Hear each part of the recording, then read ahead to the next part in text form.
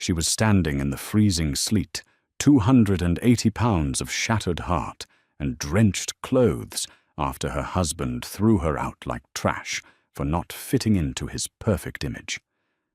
Then a black SUV pulled up, and Houston's most dangerous man whispered, "Come with me." The sleet in Houston on a late November evening doesn't just fall, it bites. It slashes sideways, driven by a brutal wind off Lake Michigan, finding every seam in your clothing. But for 32-year-old Clara Jenkins, the biting cold of the weather was nothing compared to the ice she had just been subjected to inside her own home. She stood on the wet concrete of the driveway in Oak Park, her size 24 jeans instantly soaking through plastering uncomfortably against her heavy thighs. At 280 pounds, Clara took up space in a world that constantly demanded she shrink. For the past 7 years, no one had demanded that more ruthlessly than her husband, David Rossi. "I'm not doing this anymore. Clara, look at you." David's voice cut through the howling wind, sharp and dripping with disgust. He stood in the warm yellow glow of their porch light, shielded from the rain. Beside him stood Chloe, a 24-year-old Pilates instructor, with a waist the size of Clara's thigh, looking at Clara with a sickening cocktail of pity and triumph. "David, please." Clara begged, her voice, trembling, her thick arms wrapping around her torso, in a futile attempt to shield herself from the cold. "It's our anniversary. You can't just lock me out. Where am I supposed to go?" "I don't care where you go," David sneered, tossing a cheap, hastily packed duffel bag onto the wet lawn. It hit a puddle with a dull, heavy splash. "Go to a diner. Go to a buffet. That's all you care about, anyway. I'm a regional director now, Clara. I entertain clients. I host dinners. I can't have a wife who waddles into a room and breaks the patio furniture. You disgust me. You've let yourself go, and I am done drowning with you." The words hit her with physical force. Clara felt the air leave her lungs. It was true that she was fat. She had always been a bigger woman, but the massive weight gain had crept up on her during the marriage, a direct response to David's relentless emotional abuse. Food had become her only sanctuary, the only thing that didn't criticize her or tell her she was worthless. Every time he belittled her, she found solace in the quiet comfort of the pantry. She had cooked his meals, ironed his shirts, managed the finances that kept him out of bankruptcy early in his career, and loved him with a desperate, suffocating loyalty. And this was her reward. "Chloe is moving in," David stated flatly, placing a proprietary hand on the slim woman's lower back. "I'll have my lawyer send the divorce papers to your office. Don't come back here, Clara. I've already changed the alarm codes." The heavy oak door slammed shut. The deadbolt clicked. Clara stood frozen in the sleet for a long time. The street was quiet, the houses of their affluent suburban neighborhood securely locked against the storm. She could see the silhouette of Mrs. Gable next door, peeking through her blinds, watching the spectacle. Humiliation burned hot in Clara's chest, a suffocating weight that made her want to claw out of her own skin. With numb fingers, she walked over to the soggy duffel bag. It was too heavy, her joints aching as she hauled it over her shoulder. Every step down the sidewalk was an agony of chafing skin, freezing rain, and absolute crushing despair. She was 32, morbidly obese, abandoned, and entirely alone. She trudged 3 blocks to the bus stop on Cicero Avenue. The plexiglass shelter offered minimal protection. Clara collapsed onto the metal bench, the cold biting through her soaked cotton coat. She sat there, a heavy, drenched mass of misery, crying silently into her hands, the tears mixed with the freezing rain. She thought about walking into traffic. She thought about how easy it would be to just let the cold take her. Who would care? Her parents had passed away years ago. She had isolated herself from her friends because David hadn't liked them. Her entire existence had been reduced to a punching bag for a mid-level corporate narcissist. 45 minutes passed. Not a single bus came. The streetlights flickered, casting long, lonely shadows across the slick pavement. Clara shivered violently, her teeth chattering, her thick fingers turning a dangerous shade of blue. She closed her eyes, exhausted, feeling the sheer physical and emotional gravity of her life pressing her down into the concrete. Then the low, deep purr of a heavy engine cut through the sound of the storm. Clara didn't open her eyes at first, assuming it was a snowplow or a late-night delivery truck, but the sound didn't fade. It stopped right in front of her. She blinked through her wet, mascara-streaked eyelashes. A massive, jet-black Lincoln Navigator, its windows tinted so darkly they looked like obsidian, was idling at the curb. The sleek, dangerous-looking vehicle was completely out of place in this sleepy, storm-battered suburb. For a second, terror spiked through her. She clutched her wet bag. Was she about to be mugged? What could they possibly take from her? The heavy rear door swung open.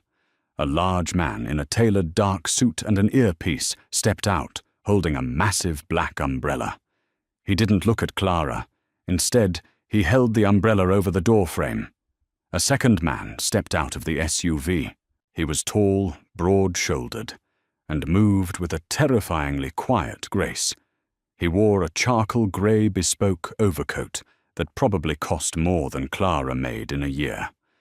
His dark hair was lightly dusted with silver at the temples, and his face was a study in hard, chiseled lines, a strong jaw, a sharp Roman nose, and a pair of dark, piercing eyes that missed absolutely nothing. Clara stopped breathing. She knew that face. Not personally, but professionally. She was a senior forensic accountant for Grant Thornton, downtown. 3 weeks ago, she had been auditing the books of a sprawling logistics firm called Apex Hauling. She had found a massive discrepancy, millions of dollars moving through phantom shell companies. When she brought it to her boss, he had turned pale, snatched the file from her hands, and explicitly ordered her to bury it accidentally, letting the real owner's name slip in his panic. Arton Costello. He wasn't just a businessman. He was the head of the Costello Syndicate, a ruthless, deeply entrenched mafia organization that controlled the unions, the docks, and half the illicit cash flow in Houston. He was a ghost, a myth, a man who destroyed lives with the snap of his fingers. And he was standing in front of her at a bus stop in the freezing rain. Arton Costello did not flinch as the sleet hit the edges of the umbrella held by his bodyguard. He stood perfectly still, his dark eyes locked onto Clara. He took in her soaked hair, her blue lips, her trembling, heavy frame, and the pathetic, waterlogged duffel bag at her feet. There was no pity in his gaze. Clara hated pity. Pity was what cashiers gave her when she bought too much junk food. Pity was what her co-workers gave her when David called the office to yell at her. Arton's look was analytical, piercing, and strangely respectful. He took a step forward. Clara instinctively shrank back against the frozen plexiglass, her heart hammering wildly against her ribs. "Mrs. Rossi." Arton's voice was a low, resonant baritone that carried effortlessly over the wind. It was smooth, but laced with an undeniable authority.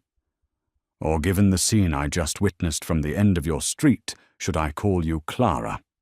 Clara's mouth opened, but no sound came out. Her teeth chattered too violently. How long had he been watching? Why was the boss of the Houston Mafia sitting in a car on her street? Arton didn't wait for her to find her voice. He reached up, unbuttoned his heavy, incredibly soft cashmere overcoat, and slipped it off his shoulders. He stepped under the bus shelter and draped the coat around Clara's shaking broad shoulders. The fabric was heavy lined with silk and radiated his body heat. It smelled faintly of expensive cedarwood cologne and something metallic and sharp. Danger. Because of her size, standard coats rarely fit her, but Artan was a massively built man. The coat wrapped around her, instantly breaking the biting wind. I... Clara finally stammered, pulling the lapels closed with numb fingers. "What are you doing here? I don't believe in coincidences," Clara, Artan said, pulling a silver cigarette case from his suit jacket. He lit a cigarette, the flare of the lighter illuminating the sharp angles of his face, and a thin, faded scar running along his jawline. "I've been having my people keep an eye on you since you flagged the anomalies in the apex hauling ledger." Clara's blood ran cold, colder than the sleet. He was here to kill her. Of course he was. She knew too much. David had thrown her out just in time for her to be murdered at a bus stop. "Please," she choked out, fresh tears welling up. "I didn't tell anyone except my boss. I deleted the files. I swear to God I won't say a word. Just let me go." Artan frowned, a deep crease appearing between his brows. He looked genuinely irritated, not at her, but at the situation. "Do I look like a thug who shoots accountants in the street? If I wanted you dead, Clara, you would have died quietly in your sleep 3 weeks ago." The bluntness of his statement made her gasp, but paradoxically, it eased her immediate panic. "Your boss is an idiot," Artan continued, taking a slow drag of his cigarette. "But you are a savant. My own financial architects spent 6 months building that laundering route. They assured me it was invisible to the IRS, the FBI, and every major auditing firm. You dismantled it in 4 days, on a Tuesday, alone." He looked down at her, his dark eyes intense. "I don't destroy assets, Clara. I acquire them. I came here tonight to make you a job offer. I needed a private off-the-books conversation. What I didn't expect was to watch a mediocre middle management nobody toss a brilliant woman into the freezing rain like a piece of garbage." Clara looked away, shame flushing her cheeks hotly. "He's right, though," she whispered, the words slipping out before she could stop them. "Look at me. I'm a mess. I'm fat. I'm useless, and I have nothing." Artan stepped closer. He didn't reach out to touch her, but his proximity was a physical weight. "I have no use for a woman's dress size," he said, his voice dropping an octave, becoming dangerously soft. "I care about loyalty. I care about intellect. David Rossi is a fool who measures worth by the shallow standards of a world that I own. Fools don't survive long in my city." He tossed the half-smoked cigarette onto the wet pavement and crushed it beneath his leather shoe. He looked back at the idling SUV, then back down at Clara. "You have 2 choices, Clara." Artan said, his tone shifting into pure business, yet underlaid with something strangely protective.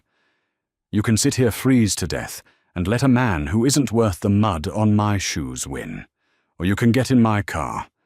Clara stared at him. "Get in your car and go where? To a warm hotel, to a hot meal, and tomorrow to a new life, where your mind is respected, your loyalty is rewarded, and your husband learns exactly what happens when you discard something valuable that belongs to Artan Costello." Belongs to. The words sent an involuntary shiver down her spine that had nothing to do with the cold. It was a terrifying proposition. He was a criminal, a Mafia boss.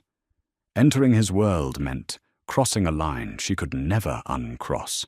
But as she looked down at her soaked, ruined sneakers, and then back up at the warm, dark interior of the Lincoln Navigator, she realized she had already lost the good world. The legitimate world had chewed her up, used her labor, drained her love, and left her out for the garbage collectors. Artan held out his hand. It was a large, calloused hand, wearing a heavy gold signet ring. "Come with me," he commanded softly. Clara took a deep breath, clutching the edges of his cashmere coat. Slowly, heavily, she pushed herself up from the metal bench. She ignored her duffel bag on the ground. She didn't need those wet clothes anymore. She placed her cold, trembling hand into his large, warm one. Artan's grip was firm, supportive. He didn't struggle or act burdened as he helped her steady herself on the slippery pavement. He guided her to the SUV, the large bodyguard holding the umbrella, steady over them both. As Clara climbed into the back of the Navigator, sinking into the plush, heated leather seats, she felt a profound shift in the universe. The doors closed, sealing out the howling wind, the freezing rain, and the pathetic ghost of Clara Rossi. Artan slid in beside her. He tapped the partition. "Drive Bruno," he said. "Take us to the penthouse." The SUV pulled away from the curb, smoothly leaving the dark, cold suburb behind. Clara sat in the silence, the luxurious warmth seeping into her frozen bones. Artan opened a small crystal decanter, built into the center console, and poured 2 fingers of amber liquid into a glass. He handed it to her. "Drink," he ordered gently. "It will stop the shaking." Clara took a sip. The bourbon was smooth, burning a fiery welcome trail down her throat. She looked at the man sitting beside her, the Mafia boss who had just saved her life. "Why do you really need me?" she asked, her voice steadier now. Artan looked at her, the streetlights passing outside, casting rhythmic shadows across his face. "Because someone within my own family is stealing from me, Clara. They are using the very ledgers you audited. I need an accountant who is smarter than my enemies, and someone who has absolutely no ties to my world." He paused, his dark eyes locking onto hers, lingering for a fraction of a second on her lips before meeting her gaze again. "And because I protect what is mine. Welcome to the Costello Syndicate." Clara woke up the next morning, not on a frozen bus bench, but in the sprawling master guest suite of a penthouse overlooking the Houston skyline. The storm had broken, leaving a crisp, brilliant morning in its wake. On the foot of the king-sized bed sat 3 large boxes from a high-end boutique on the magnificent Mile. Inside were tailored silk blouses, cashmere sweaters, and bespoke wool trousers, all meticulously sized for her 280-pound frame. Artan Costello had not sent her a treadmill or a passive-aggressive diet book. He had sent a tailor's measurements to the best clothiers in the city. When she finally emerged, dressed in a sharp, emerald-green silk blouse and black trousers that draped flawlessly, she found Artan at a massive mahogany dining table spread with financial documents. He looked up, his dark eyes taking her in. He didn't make a crude comment or offer a patronizing compliment. He simply nodded, pulling out a chair beside him. "You look ready to work, Clara. Have a seat." Over the next 3 weeks, Clara's life underwent a seismic shift. The woman who had cowered under David's verbal abuse vanished, replaced by the brilliant financial architect she was always meant to be. Artan gave her unfettered access to the Costello Syndicate's sprawling network of legitimate businesses and illicit cash flows. He gave her a secure server, unlimited coffee, and absolute autonomy. She wasn't treated as a secretary or a burden. She was Artan's secret weapon. "They're using a fractional reserve mirroring technique," Clara explained one late evening, pointing to a labyrinth of highlighted spreadsheet rows. Artan stood behind her chair, his sheer proximity sending a now familiar rush of heat through her chest. "Someone on the inside is slicing micro-percentages off the top of your casino revenues and routing them through a mid-level corporate asset management firm. It's brilliant, honestly. By the time the money hits the shell companies in Panama, it looks like standard corporate dividends." Artan leaned closer, his hand resting casually on the back of her chair. "Do you have a name?" "I have 2, Clara said, her voice steadying despite the adrenaline. She tapped the screen. The internal authorization codes belong to your underboss Dominic Gallo. Artan's jaw tightened. A cold, terrifying silence filled the penthouse. Dominic had been his right hand for a decade. And the second name? Clara swallowed hard, pulling up a secondary document. She had stared at it for an hour before Artan walked in her mind, reeling from the bitter irony of the universe. The external asset management firm laundering Dominic's stolen money is Meridian Financial. Specifically, the accounts are being signed off by their newly appointed regional director. Artan's eyes narrowed as he read the name on the screen. David Rossi. The silence stretched. Artan looked from the monitor to Clara, reading the storm of emotions in her eyes. Your husband. Ex-husband. Clara corrected her voice, trembling with a mixture of shock and long-dormant rage. He got his promotion 3 weeks ago, the exact same time these massive authorizations started pushing through. David isn't a criminal mastermind, Artan. He's an arrogant, ambitious fool. Dominic Gallo is using him as a blind mule, and David is too busy enjoying the perks to look at the ledgers he's rubber-stamping. Artan walked over to the floor-to-ceiling window, looking out over the glittering grid of Houston.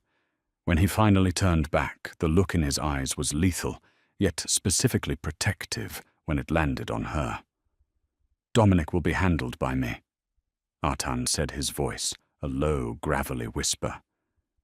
But David belongs to you. How do you want to play this? Clara. For the first time in her life, Clara held the power of absolute destruction in her hands. She thought of the freezing sleet. She thought of the duffel bag in the puddle. She thought of Chloe's smirking face. Clara stood up. She was still a large woman, taking up space, but she no longer wanted to shrink. She carried her weight now, not as a burden, but as an anchor. I don't want him dead, Artan, Clara said firmly. Death is too quick. David loves his status. He loves his money, his tailored suits, and his pristine reputation. I want to take it all. I want him to know exactly who dismantled his life. A slow, dangerous smile spread across Artan's face. He crossed the room, stopping mere inches from her. He reached out his knuckles, gently brushing against her cheek. Then we dismantle him together, Maya Regina. Friday night at Gibson's Bar and Steakhouse on Rush Street was reserved for Houston's elite. It was a loud, opulent symphony of clinking, crystal-expensive steaks and corporate posturing. David Rossi sat at a prime center table, sipping a $50 glass of Cabernet, basking in his new reality. Across from him, Chloe was laughing at a joke he'd made her tiny frame, draped in a designer dress, paid for by his new regional director salary. Life was perfect.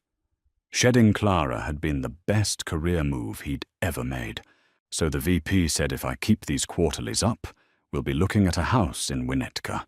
By spring, David boasted, slicing into his ribeye. That's amazing, baby, Chloe cooed, reaching across the table to squeeze his hand. Then, the ambient noise in the restaurant subtly shifted. The frantic energy dipped, replaced by a tense, nervous murmur. The maitre d' practically tripped over himself, rushing toward the entrance. David glanced up, annoyed by the interruption. His breath hitched in his throat. Walking into the dining room was Artan Costello. David knew the face from whispered warnings in the financial district. Costello was a man you never wanted to share a room with, let alone a ledger. He exuded raw, terrifying power, dressed in a midnight blue suit, his presence commanding absolute submission from the room. But it wasn't Artan that made David drop his steak knife. It was the woman on his arm. Clara walked through the tables with her head held high. She wore a stunning, custom-tailored crimson wrap dress that commanded attention. She was big-bowled and entirely unapologetic. Her hair was styled in sleek waves, and her lips were painted a sharp, confident red. She didn't look like the broken, weeping woman he had locked out in the rain. She looked like royalty. David's mind short-circuited. Clara, with Artan Costello. Artan guided Clara directly toward David's table. The two bodyguards flanking them stopped a few feet away, crossing their arms. "David," Clara said, her voice cool and carrying perfectly over the quiet dining room. David scrambled to stand up, his napkin falling to the floor. Chloe looked frantically between them. "Clara, what the hell is going on? How did you get in here?" "I own the restaurant," David, Artan answered for her. His voice deadpan. He pulled out a chair for Clara, who sat down gracefully, completely ignoring Chloe. Artan remained standing, a dark sentinel at her shoulder. "You're Artan Costello," David stammered, his arrogant veneer cracking, instantly, sweat beading on his forehead. I don't understand." "My associate here," Artan gestured to Clara, "has been reviewing the Meridian financial portfolios, specifically the accounts you've been approving for the past month." David turned ashen. I just signed the authorizations. The client brings the money in." "The client is Dominic Gallo," Clara interrupted, leaning forward, her eyes locking onto David's terrified face. "He's been stealing from Mr. Costello and using your signature to wash the funds. You didn't do your due diligence, David. You saw the bonuses you wanted to impress your little girlfriend, and you signed off on $30 million of stolen Mafia money." Chloe gasped, shrinking back in her chair. "No, no, no," David pleaded, his voice cracking, looking desperately at Artan. "Mr. Costello, I swear to God I didn't know. I didn't know it was your money. I can fix it. Let me fix it." "You can't fix it, David," Clara said softly, a devastating smile playing on her lips. She reached into a crimson clutch and pulled out a thick, sealed manila envelope. She dropped it on the white linen tablecloth. It landed with a heavy, satisfying thud. "What is that?" David whispered. "That is a heavily documented, completely traceable portfolio of your signature authorizing federal money laundering," Clara stated. "I spent the afternoon forwarding copies to the IRS Criminal Investigation Division, the FBI Field Office, and the CEO of Meridian Financial. Mr. Costello's assets have already been cleanly insulated and routed elsewhere. But your name is on every single dirty dime left at the scene of the crime." David fell back into his chair, the blood draining from his face entirely. "The feds, Clara, they'll give me 20 years. My career, my life. You're destroying me. You threw me in the garbage. David," Clara said, her voice dropping to a fierce, icy register. "You told me I was useless. You told me I was nothing but a fat embarrassment. But it turns out my brain is worth more than your entire existence. I didn't destroy you. I just let you destroy yourself." Sirens wailed in the distance, growing louder, echoing off the concrete canyons of Rush Street. Artan placed a proprietary gentle hand on Clara's shoulder. He looked down at the ruined, pathetic man sweating at the table. "You had a queen in your house, David," Artan said coldly, "and you treated her like a pawn. Enjoy federal prison." Artan offered his hand to Clara. She took it, rising gracefully from the table. She didn't look back at David as he buried his face in his hands, nor at Chloe, who was already inching out of her chair to distance herself from the doomed man. As they walked out into the cool Houston night, the flashing red and blue lights of federal cruisers pulling up to the restaurant illuminated the street. Artan turned to her, pulling her close against his side. "How do you feel, Clara?" She looked up at the man who had seen her worth when she was at her lowest, who had handed her the tools to reclaim her empire. She was heavy, she was brilliant, and she was deeply, irrevocably loved by the most dangerous man in the city. "I feel light," Clara smiled, resting her head against his chest. "Take me home." If Clara's incredible journey of reclaiming her power and proving that true worth comes from within gave you chills, you are not alone. Don't let society or toxic partners dictate your value. Hit that like button if you loved seeing David get exactly what he deserved.